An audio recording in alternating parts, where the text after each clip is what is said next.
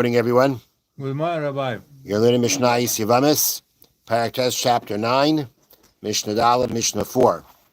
And just a quick review, we have learned before that if a daughter of a Kohen if a daughter of a non-Kohen marries a Kohen, that enables her to eat Truma. If he passes away and there are no surviving descendants, no surviving children or descendants from this marriage, she cannot eat Truma. If there are, she continues eating Truma. The same thing, you have a Bas Kar, the daughter of a Kohen, who while she was living by her father was able to eat Truma. She marries a non-Kohen, or she marries a non-Kohen. And therefore she cannot eat Truma anymore. If that non-Kohen dies, she can go back to her father's house to eat Truma, unless, again, there is a surviving descendant from this marriage. So now the Mishnah reads like this. Bas Yisrael Ma'ireses L'Kohen. A Bas Yisrael who is Mureses, she is betrothed to the Kohen. They had Kedushin, but they didn't have Nesuah, they didn't have the completion of the marriage. So she's only Ma'ireses, she's only betrothed. Me'uberes Mikohen.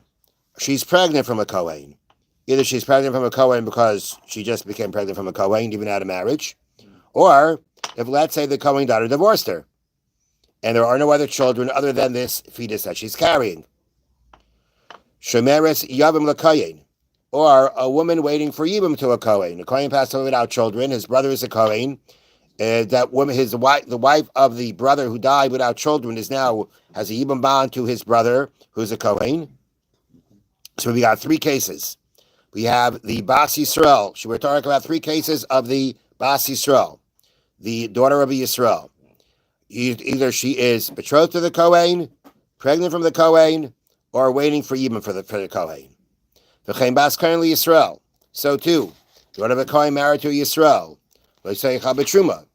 In all these cases, there is no eating Truma, because, as we learned previously, just being betrothed to a Kohen isn't enough to allow you to eat Truma. You got to be married to a Kohen. Just carrying the fetus of a Kohen isn't going to be enough to say you have a child from the Kohen to allow you to keep eating Truma, to allow the woman to keep eating Truma. Shemera, she's waiting for Yibum for the Kohen. She's not married at all to him, really. I mean, she has a Yibum bond, but she's not married to him, and therefore that she has no ability to go. That doesn't allow her to eat Truma. The same thing, now that's not the same thing, but the same scenarios, but now in a different way. This is a Bas Kohen married to Yisrael. So again, if she is betrothed to the non-Kohen, she cannot eat Truma anymore. That disqualifies her from her father's Truma. If, let's say, she is pregnant from the non-Kohen, okay, that also says she cannot go back to her father's house to eat Truma. If she is a Shemeris Yabim, she is waiting for Yibum from her brother-in-law, she cannot eat Truma. So the same scenarios that said that you cannot feed Truma to the woman who hasn't been able to eat Truma now, would be able to eat Truma because she became connected to a Kohen, let's call it. In all those cases that we said, it's not enough to allow her to eat Truma. Nonetheless, the same scenarios will disqualify the daughter of a Kohen to be able to continue eating Truma from her father's house. Now, what we just went through right now is not really something new. We had these cases already before. Now comes the new part, and it may sound a little surprising. Okay, before we start, let me ask you a question. Okay, a truma may be eaten by. Can a lady eat truma? No, right? Only a kohen can eat truma. Now, what about meiser? We know that the Torah says that from your new grain of the year, you separate first a portion of it for the Kohen. From what's left, you then take a tenth and you give it to the Levi. Okay? Who may eat that meiser? Can a non-Levi eat that meiser? The lady gives it to him. The answer is yes, if the Levi gave it to him. If a Kohen offers you truma, you cannot have it. But if a Levi offers you meiser, you could, right? Well, you're gonna be introduced to an opinion that actually says that only a Levi or a Kohen could eat meiser. a Yisrael cannot eat Meiser. That is a opinion. We don't follow that opinion, but that's going to be the opinion of this Mishnah. Bas Yisrael Meresas LaLevi, the daughter of a Yisrael, married to a Levi. See, in this Mishnah, we refer to a Bas Yisrael. We literally mean the Bas Yisrael. We don't just mean a non-Kohen. In previous Mishnayos, the term Bas Yisrael, the daughter of a Yisrael, meant a non-Kohen. In this Mishnah, it literally means a Bas Yisrael. Bas Yisrael Meresas LaLevi, daughter of a Yisrael who is betrothed to a Levi. Muberes Milevi, pregnant from a Levi. Shemeres Yevamos LaLevi, waiting for Yibam to a Levi. Okay, very similar to the cases before. But again, in all these cases, the discussion is, can the Bas Yisrael now be permitted, become qualified to eat from Meiser? V'chein Bas Levi Mitli Yisrael. Let's say you have the daughter of a Levi. She was eating Meiser by her father. Now she's to a Yisrael. In the case, like all the cases before, either betrothed to Yisrael, pregnant from a Yisrael, waiting for him from a Yisrael, she cannot eat Meiser. It's the same thing as before.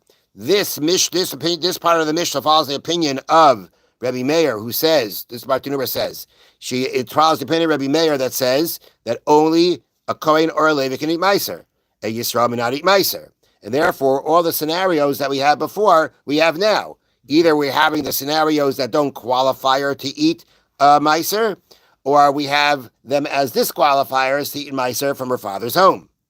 Okay, now we have the story like this. Bas Levi Meresas LaKohen. A Bas Levi who is betrothed to a Kohen. Muberes MiKohen. She's pregnant from a Kohen. Shemeres Yevamos LaKohen. She's waiting for Yibam from a Kohen to a Kohen. V'chein Bas Kohen LaLevi. Or let's say you have a Bas Kohen that is either engaged to a Levi, pregnant from a Levi, waiting for a Levi to do Yibam. Lo yisoicha lo yibit truma v'lo yibit meiser. She cannot eat truma, nor can she eat meiser.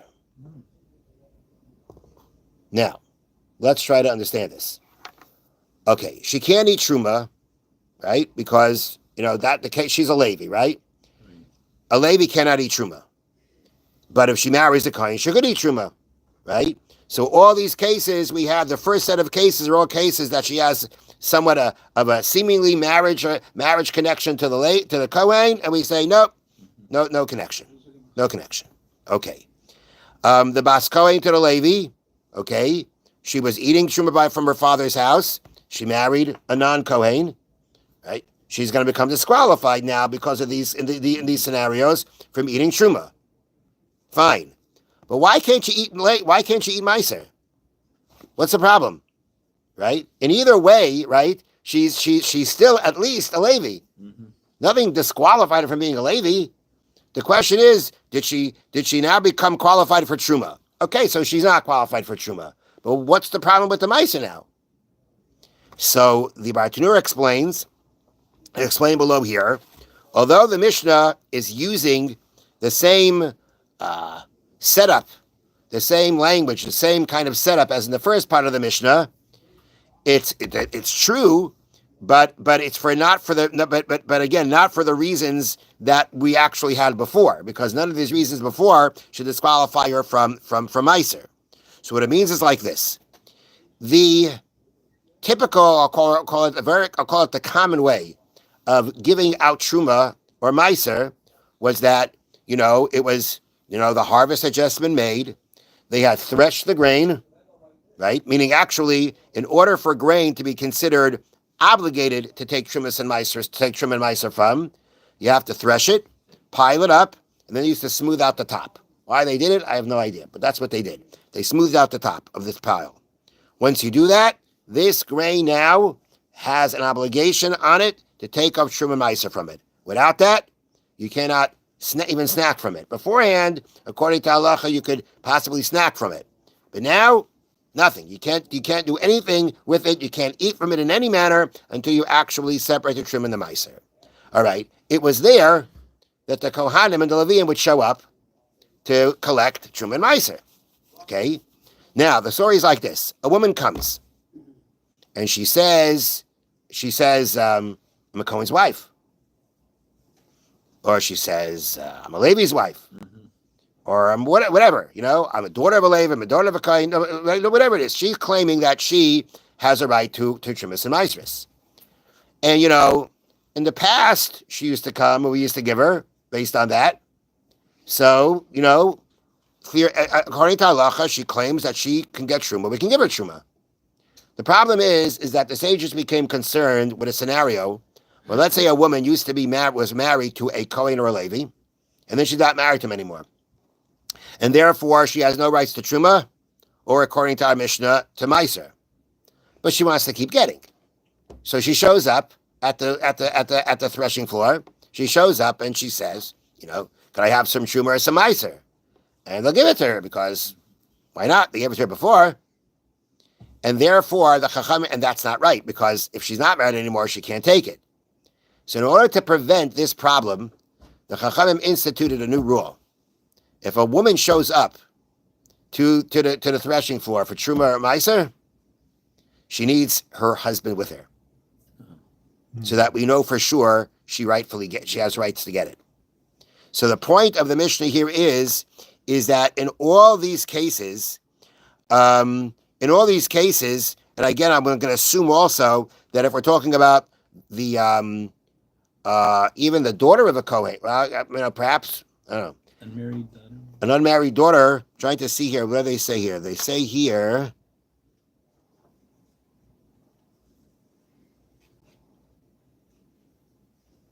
in order to avoid confusion, the rabbis forbade all women, whether they are the daughter of a Yisrael, Levi, or Kohen, from receiving truma or meiser directly from the threshing floor unless they are accompanied by their husband. So what about that? That's the all women, whether they are the daughter of a Yisrael, Levi, or Kohen. All right. At the end of the day, they want to get truma. They have to show up with their husband, and I guess, or her father. The father, yeah. They don't say it, but I guess that way too. But the whole point of the Mishnah here, when it says that she cannot eat truma or meiser, it doesn't mean she can't eat truma or meiser. It means that she can't just show up where they dispense truma and meiser and say, okay, I get it. I'm worthy. I'm allowed to get. I'm qualified to get. Because since there was this concern about the woman who used to get continuing getting when she's not, therefore they said all women.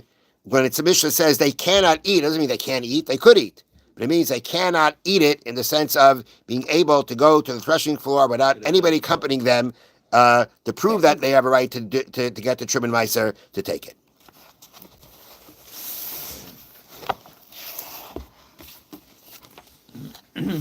Okay.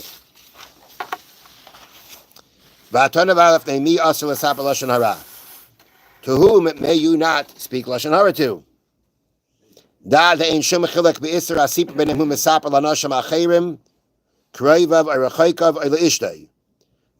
no permission to speak Lashon Hara just because it's to your wife, or it's to your relatives, or it's to your or non-relatives, whatever it may be. At the end of the day, others, relatives or not, even your wife, there is no automatic dispensation, to be able to say these things to your wife. Unless you need to warn her about something. You need to warn her to protect herself. Let's say she's running a store and she's giving things on credit, and she's giving on credit to the wrong people, to the people who aren't going to keep it, aren't going to pay back. And therefore she tells them about, these people can't be trusted, and therefore don't give it to them on credit. Or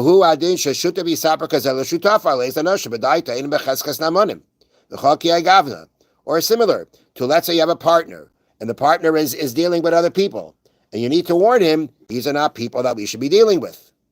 And therefore, he says, if that's the reason why you're saying it to them, as we say, the Toyelish constructive purpose, then there could be a heter permission to say these things to them, even though it could be Lashon Hara to somebody else. Have a wonderful day. Thank you, Rabbi. Thank you, Rabbi.